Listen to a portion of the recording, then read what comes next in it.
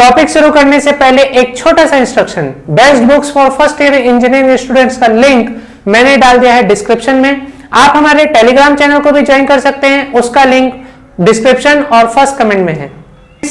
आज मैं आप लोगों के सामने लेकर आया हूं मल्टीप्लिकेशन ऑफ डिटरमिनेंट्स। ठीक है, जैसा कि हम लोग टॉपिक पढ़ रहे हैं लीनियर अलजेब्रा, इसके अंदर हम लोग सब छोटे छोटे टॉपिक्स को पकड़ते हुए चलेंगे। तो आज इसी कड़ी में आपके सामने पेश है मल्टीप्लिकेशन ऑफ डिटरमिनेंट। समझिएगा बात को, अपन ने क्लास 12th तक मल्टीप्लिकेशन ऑफ मैट्रिक्स सीखा है, लेकिन मल्टीप्लिकेशन ऑफ डिटरमिनेंट्स हमने नहीं सीखा, किन्हीं भी दो डिटरमिनेंट को कैसे मल्टीप्लाई किया जाता है। तो आज चलिए इस वीडियो में मैं आपको सिखाऊंगा कि दो डिटरमिनेंट को मल्टीप्लाई कैसे करते हैं। ठीक है, तो चलिए स्टार्ट करते हैं अपने वीडियो को। आप बात को समझिए, मैंने यहाँ पे दो डिटरमिनेंट लिख के रखे हैं। डिटरमिनेंट 1 क्या लिखा है, a1 b1 c1 a2 b2 c2 a3 b3 c3। Determinant 2 लिखा मैंने m1 n1 p1 m2 n2 p2 m3 n3 p3। Clear है, इन दो डिटरमिनेंट को मल्टीप्लाई कैसे करते हैं। तो मैं यहाँ पर लिख देता हूँ, क्या हम मल्टीप्लाई करने वाले डिटरमिनेंट 1 इंटू डिटरमिनेंट ऑफ 2। ठीक है, तो ये कितना हो जाएगा, मैं यहाँ पर अगर लिखूं इसे पहले मैं ऐसे ही लिख देता हूं ताकि आपको समझाने में आसानी हो मुझे। a1 b1 c1 a2 b2 c2 a3 b3 and c3 और मल्टीप्लिकेशन बाजू में होगा, बाजू वाले डिटरमिनेंट के साथ। क्या है determinant, m1 n1 p1 m2 n2 p2 m3 n3 p3। Clear है, ठीक है। अब देखिए, बस लॉजिक पूरा सेम है, मैट्रिक्स से टाइप का ही है, थोड़ा सा बस चेंजेस आते हैं। क्या थोड़ा सा चेंजेस आते हैं, चलिए मैं आपको समझा देता हूं। आप याद कीजिए, जब आप दो मैट्रिक्स को मल्टीप्लाई करते थे तो आप किन्हें मल्टीप्लाई करते थे, आप मल्टीप्लाई करते थे पहली रो को पहले कॉलम के साथ, फिर पहली रो को दूसरे कॉलम के साथ, फिर पहली रो को तीसरे कॉलम के साथ। यहां ऐसा नहीं होता, यहां कैसा होता है, पहली रो मल्टीप्लाई होगी पहली रो के साथ। देखिए मैट्रिक्स में करते थे तो बोलते थे पहली रो पहला कॉलम, पहली रो दूसरा कॉलम, पहली रो तीसरा कॉलम मल्टीप्लाई कीजिए।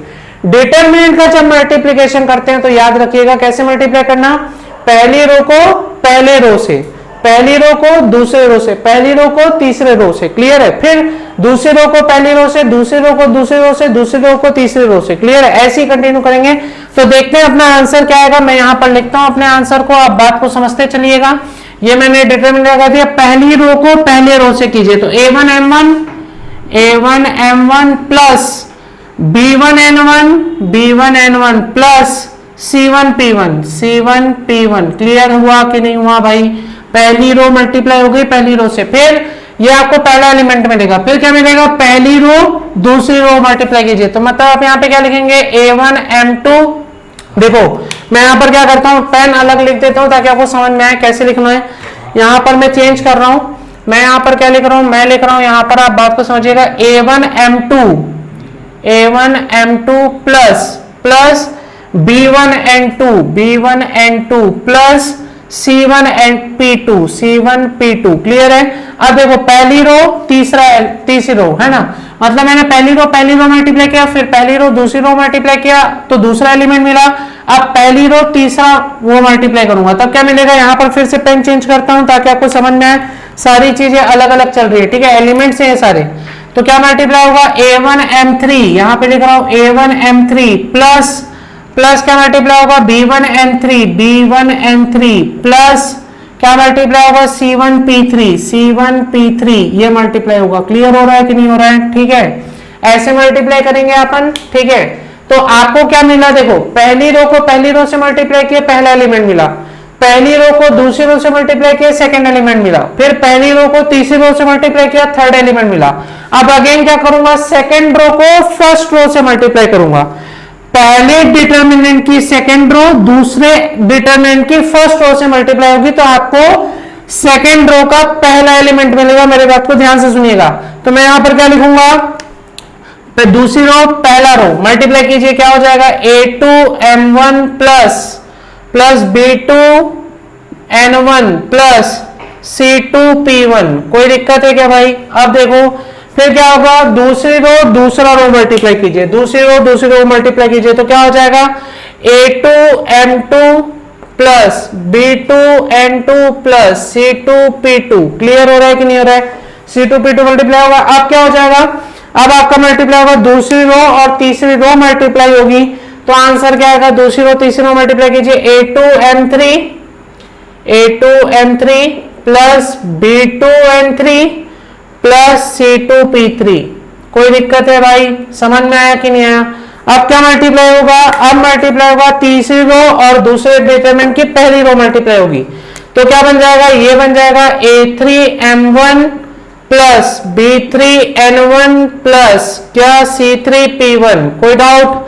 आगे क्या बनेगा आपके पास? थर्ड, यहाँ पे थर्ड रो और दूसरे डिटरमिनेंट का सेकेंड रो मल्टीप्लाई कीजिए। A3M2 प्लस A3M2 क्या? B3N2 plus C3P2। कोई दिक्कत है इसमें? समझे? अब आपके पास मल्टीप्लाई होगा third row and third row, तो क्या हो जाएगा? A3M3 plus B3N3 plus C3P3। कोई दिक्कत है इसमें तो बताइए मुझे, समझ में आया कि नहीं आया आप सभी को? क्लियर है? तो ये होता है दो डिटरमिनेंट को मल्टीप्लाई करना। दो डिटरमिनेंट कैसे आपस में मल्टीप्लाई किए जाते हैं, आप समझ रहे हैं मेरी बात को?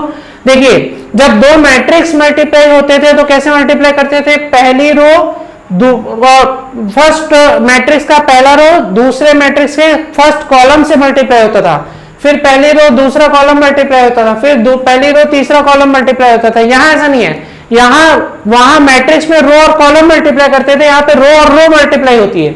यहाँ कैसे मल्टीप्लाई होता है? पहली रो से मल्टीप्लाई हुई, फिर पहली रो दूसरी रो से मल्टीप्लाई हुई, फिर पहली रो तीसरी रो से मल्टीप्लाई हुई।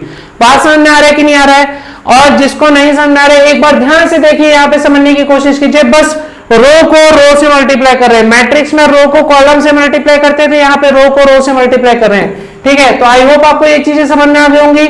जल्दी से इसे नोट कीजिए, फिर मैं आपको करवाता हूं एक क्वेश्चन। आइए बच्चों, अब देखते हैं अपना एक क्वेश्चन इसी के ऊपर, मल्टीप्लिकेशन ऑफ डिटरमिनेंट के ऊपर। क्या बोल रहा है? Show that this determinant is equal to this determinant का whole square where a b c are the cofactor of a b c respectively. ठीक है, देखिए बहुत प्यारा क्वेश्चन है और बहुत अच्छा क्वेश्चन है। समझने के लिए बहुत सारी चीजें यहाँ पर अपन यूज करेंगे। तो देखिए बात को क्या करते हैं अपन, यहाँ पे पहले तो एक डिटरमिनेंट आती है, ये प्रूफ करना है ना, ये अपने को गिवन नहीं है। ठीक है, शो दैट है।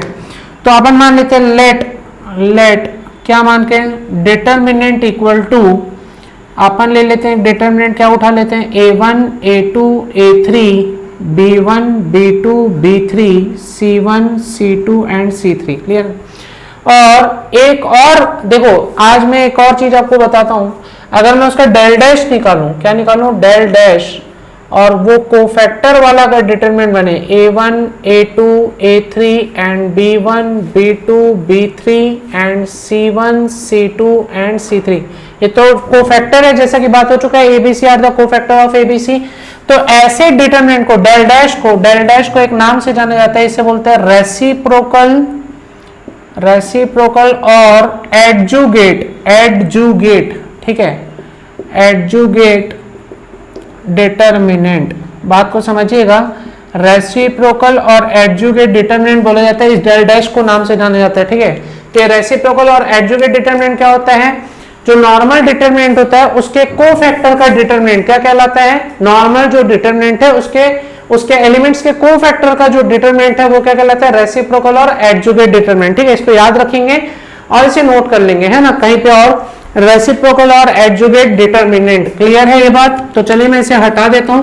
फिलहाल अपने पास डेल और डेल डैश दो चीजें हैं, अपन यहाँ पे क्या कर रहे हैं? इन दोनों को मल्टीप्लाई करने वाले हैं। क्या करने वाले हैं? इन दोनों को मल्टीप्लाई करने वाले हैं। तो देखते हैं आंसर क्या आएगा। ठीक है, तो चलिए मैं यहाँ पर मल्टीप्लाई करता हूँ, किसको भाई? डेल इंटू डेल डैश को। ठीक है, तो डेल मेरे पास क्या है? डेल है मेरे पास A1 A2 A3 B1 B2 B3 and C1 C2 and C3। इसको मल्टीप्लाई करना है मेरे को इसके कोफैक्टर वाले मैट्रिक्स से, सॉरी कोफैक्टर वाले डिटरमिनेंट से, A1 A2 A3 B1 B2 and B3, और इसके अलावा एक और क्या आ रहा है अपने पास? C1 C2 and C3। Clear है ये चीज? समझ गए? आई होप आप सभी को क्लियर हो गया होगा ये। अब मैंने आपको सिखा चुका हूं कि दो डिटरमिनेंट को मल्टीप्लाई कैसे किया जाता है। तो चलिए मल्टीप्लाई कर देते हैं इन दोनों डिटरमिनेंट को, और फिर जो भी आएगा वो अपना आंसर बन जाएगा। ठीक है, तो आप ध्यान रखेंगे, आपको ये चीज प्रूफ करनी है। क्वेश्चन सभी लोग लिख चुके होंगे, तो मैं क्या करता हूं, मैं इसे रफ कर देता हूं, मैं उधर ही मल्टीप्लाई करके लिखूंगा कि इसका आंसर क्या आएगा। ठीक है, तो चलिए मैं इधर मिटा दे रहा हूं। आई होप आप सभी लोग लिख चुके होंगे, आपको यही आंसर लाना है, याद रखना है ना। कोफैक्टर वाला जो मैट्रिक्स है डिटरमिनेंट है वो नॉर्मल डिटरमिनेंट के होल स्क्वायर के इक्वल आना चाहिए, ये चीज आप ध्यान में रखेंगे। तो मैं इन दोनों को मल्टीप्लाई करके यहाँ पे लिख रहा हूँ। ठीक है, मेरे साथ ध्यान देते जाएंगे आप सभी लोग। चलिए मल्टीप्लाई करके लिखते जाइए। पहली रो मल्टीप्लाई होगी तो क्या आएगा, a1 plus b1 plus c1 clear है। ठीक है, यहाँ पे एक छोटा सी है और एक कैपिटल सी है, ध्यान रखना मेरा दोनों सेम टाइप से बनता है ना, एक छोटा सी है और एक कैपिटल सी है। कैपिटल सी क्या शो कर रहा है, कोफैक्टर को शो कर रहा है, छोटा सी क्या है, नॉर्मल एलिमेंट है। ठीक है, बात को समझना, मेरा दोनों सी सेम टाइप का बन रहा है। इसके बाद क्या होगा, पहली रो और दूसरी रो मल्टीप्लाई होगी, तब क्या आंसर आएगा यहाँ पर, तो मैं यहाँ पर लिख देता हूँ, दूसरे पेन से लिखता हूँ ताकि आपको समझ में आए। ठीक है, और एक काम करता हूँ, मैं इससे भी मिटा दे रहा हूँ, है ना, आप लोग नोट कर लिए होंगे, आई होप वीडियो पॉज करके नोट कर लेंगे। मैं इसे भी रफ कर दे रहा हूँ क्योंकि मेरे को लिखने के लिए थोड़ा स्पेस चाहिए, बात को समझिएगा, मेरे को स्पेस की जरूरत है इसलिए मैं ऐसा लिख रहा हूँ। ठीक है, और याद रखना ये सब किसके इक्वल में चल रहा है, डेल इंटू डेल डैश के इक्वल में चल रहा है। ठीक है, तो चलिए मैं उसे भी मैनेज करते हुए चलता हूँ क्योंकि मेरे को वहीं से तो समझानी है सारी चीजें। तो मैं काम करता हूँ, मैं यहाँ पर लिख देता हूँ क्या, डेल इंटू डेल डैश, ये दोनों मल्टीप्लाई होने के बाद क्या आंसर आ रहा है, चलिए यहाँ पे लिखते चलते हैं। पहली रो मल्टीप्लाई कीजिए तो क्या हो जाएगा, a1 plus b1 plus c1। ठीक है, अब पहली रो और दूसरी रो मल्टीप्लाई कीजिए तो क्या आ जाएगा आपके पास आ जाएगा a1 a2 प्लस क्या मल्टीप्लाई होगा, b1 b2 और क्या मल्टीप्लाई होगा, c1 c2 plus c1 c2। ठीक है, प्लस c1 c2 और क्या मल्टीप्लाई होगा, फिर पहली रो और तीसरी रो मल्टीप्लाई होगी तो क्या बन जाएगा, a1 a3 plus b1 b3 plus c1 c3। Clear है। अब इसके बाद क्या मल्टीप्लाई होगा, सेकेंड रो और फर्स्ट रो मल्टीप्लाई होगी तो क्या हो जाएगा, a2 a1 plus b2 b1 plus c2 c1। फिर क्या मल्टीप्लाई होगा, सेकेंड रो और सेकेंड रो मल्टीप्लाई होगी तो क्या बन जाएगा, a2 plus b2 b2 plus c2 clear है। इसके बाद क्या मल्टीप्लाई होगा, सेकेंड रो और थर्ड रो मल्टीप्लाई होगी तो हो जाएगा आपके पास a2 a3 plus b2 b3 plus c2 c3। Clear है। इसके बाद लास्ट रो मल्टीप्लाई होगी तो आपके पास आ जाएगा a3 a1 plus b3 b1 plus c3 c1। फिर आपके पास आ जाएगा, चलिए अब मैं इसे भी मिटा देता हूं, है ना, अब आपके पास काम बन चुका है। अब क्या मल्टीप्लाई हो जाएगा, थर्ड रो मल्टीप्लाई हो रही है a3 a2 plus b3 b2 plus c3 c2 और यहाँ पे मल्टीप्लाई होकर क्या आएगा आपके पास, a3 plus b3 plus c3। Clear है। अब देखिए बात को समझिएगा, यहाँ पे आपको दिख क्या रहा है, आपको नजर आ रहा होगा एलिमेंट और उसका कोफैक्टर, एलिमेंट और कॉरस्पॉन्डिंग कोफैक्टर मल्टीप्लाई हो रहा है। तो ये तो बेटा लाप्लास एक्सपांशन है, लाप्लास एक्सपांशन का फॉर्मूला तो यही था ना, जो कॉरस्पॉन्डिंग रो होती है उसी के एलिमेंट्स का उसी के कॉरस्पॉन्डिंग कोफैक्टर से मल्टीप्लिकेशन, यही तो लाप्लास एक्सपांशन है। मैं इसके ऊपर डिस्कस कर चुका हूं, जो बच्चे नहीं देखे प्लीज पहले के वीडियो वॉच कर लेंगे। तो ये तो लाप्लास एक्सपांशन का फॉर्मूला लिख रहा है, एलिमेंट उसका कोफैक्टर, एलिमेंट उसका और उसका कॉरस्पॉन्डिंग कोफैक्टर। लेकिन यहां पर क्या है, एलिमेंट और उसका कॉरस्पॉन्डिंग कोफैक्टर नहीं है, तो ऐसे एक्सपांशन की वैल्यू हमेशा क्या आती है, 0। ठीक है, ये अपन डिस्कस कर चुके हैं। जब एलिमेंट कुछ और हो और किसी और के कोफैक्टर से मल्टीप्लाई हो रहा हो, मतलब ये उसके परिवार का नहीं है, उसका सगा संबंधी नहीं है, तो इसकी वैल्यू हमेशा क्या हो जाती है, 0 हो जाती है। बात को समझिएगा। तो आपके पास वैल्यू क्या आने वाली है, अब आपके पास वैल्यू आएगी delta into determinant into determinant dash या डेल्टा इंटू डेल्टा डैश आप बोल सकते हैं। इसकी वैल्यू हो जाएगी, ये आपको देगा डिटरमिनेंट ऑफ ए। ठीक है, इसकी वैल्यू क्या हो जाएगी आपके पास, चलिए इसको मैं ऐसा लिख देता हूं, डेल्टा लिख देता हूं। ठीक है, ये देगा आपको डेल्टा की वैल्यू देगा, ये कितना देगा आपको, ये भी आपका हो जाएगा 0, ये भी आपका क्या हो जाएगा 0, सगी संबंधी वाले नहीं है, ये भी हो जाएगा 0, ये हो जाएगा डिटरमिनेंट, ये भी वैल्यू कितनी हो जाएगी आपकी 0, फिर ये कितना आ जाएगा 0 0 एंड डिटरमिनेंट। नहीं समझे क्या मेरी बात। ठीक है, ये बेटा आपके पास डिटरमिनेंट की वैल्यू आ रही है। क्लियर है। अब आप बात को समझिए कि यहाँ पे डिटरमिनेंट कितनी बार निकल रहा होगा, ये डिटरमिनेंट है, मैं आपको पहले भी बता चुका हूं, जब डिटरमिनेंट से कॉमन निकलता है तो किसी एक रो से कॉमन निकलता है या किसी एक कॉलम से कॉमन निकलता है, ये सब आप लोग पढ़ चुके हैं, ध्यान दीजिएगा। जैसे सपोज कीजिए अगर मेरे पास डिटर्मिनेंट लिखा है 2 0 0 0 3 0 0 0 1, अगर या चलिए यहाँ पे 4 कर देता हूं, ठीक है, डिटर्मिनेंट है, तो बात को समझिएगा, मैं पहली रो से 2 कॉमन निकालूंगा, ठीक है, तो यहां पर क्या बच जाएगा, यहाँ पे सिर्फ 1 आ जाएगा, क्योंकि 0 से 2 कॉमन निकालो तो 0 ही आता है, 0 से 2 कॉमन निकालो 0 ही आएगा, लेकिन यहाँ पे 2 था और 2 से मैंने 2 कॉमन निकाली तो बचेगा क्या, यहाँ पर 1 बचेगा। दूसरी रो से मैं 3 कॉमन निकाल सकता हूँ, 0 से 3 कॉमन निकालो 0 ही जाएगा, 3 से कॉमन निकालूंगा तो 1 आ जाएगा, समझ में आ रही बात, और यहाँ पे 0 से 3 कॉमन निकालो 0 आएगा। लास्ट वाली रो से मैं 4 कॉमन निकाल सकता हूं, मतलब ये 0 0 जाएगा, ये 1 बन जाएगा और यहाँ पे इंटू 4 हो जाएगा, तो 2 इंटू 3 इंटू 4 कितना हो जाएगा, जो भी आंसर आएगा, और ये तो डिटरमिनेंट ऑफ आई बन गया, आइडेंटिटी डिटरमिनेंट, ठीक है, आइडेंटिटी मैट्रिक्स, इसका वैल्यू 1 होता है हमेशा, है ना, तो इसकी वैल्यू जो भी होगी वही इस डिटरमिनेंट की वैल्यू आती है, समझ में आ रही बात, मतलब मैट्रिक्स से अगर कुछ कॉमन निकलता है तो सारे एलिमेंट से निकलता है, डिटरमिनेंट से कुछ कॉमन निकलता है या तो सिर्फ किसी रो से निकलेगा या तो किसी कॉलम से ही कॉमन निकलता है, सबसे कॉमन नहीं निकाला जाता। वैसे ही इस रो से ये वाला डिटरमिनेंट बाहर आएगा, इस रो से ये वाला डिटरमिनेंट बाहर आएगा, इस रो से ये वाला डिटरमिनेंट बाहर आएगा, मतलब डिटरमिनेंट का क्यूब बाहर आने वाला है। क्या बाहर आने वाला है, डिटरमिनेंट का क्यूब, ठीक है, बात को समझिएगा, डिटरमिनेंट के किसी एक रो या किसी एक कॉलम से ही कुछ कॉमन बाहर आता है, समझ में आ रही बात, सारे एलिमेंट से कॉमन बाहर नहीं निकाला जाता, ये काम जो सारे एलिमेंट से बाहर निकालना है वो मैट्रिक्स में होता है, डिटरमिनेंट में नहीं, ठीक है। तो यहां पर अपने पास आंसर क्या आ जाएगा, बात को समझिए, ये हो जाएगा determinant into determinant dash equal to, यहां से कॉमन निकलेगा तो क्या आएगा, डिटरमिनेंट का क्यूब, अंदर क्या बचेगा अपने पास 1 0 0 0 1 0 0 0 1, ठीक है, इसकी वैल्यू क्या हो जाती है, इसकी वैल्यू हो जाएगी 1, तो अपने पास अब बचेगा क्या, बात को समझिए, मैं यहां पर लिख देता हूं, अपने पास अब क्या बचेगा, अपने पास अब बचेगा delta into delta dash equal to delta cube, और एक डेल्टा से एक डेल्टा कट जाएगा तो अपने पास बचेगा delta equal to delta square, बात समझ में आई कि नहीं आई, ठीक है, ये आया, और यही तो है भैया, डेल्टा डैश क्या था, डेल्टा डैश था हमारे पास A1 A2 A3 B1 B2 B3 C1 C2 C3 equal to A1 A2 A3 B1 B2 B3 C1 C2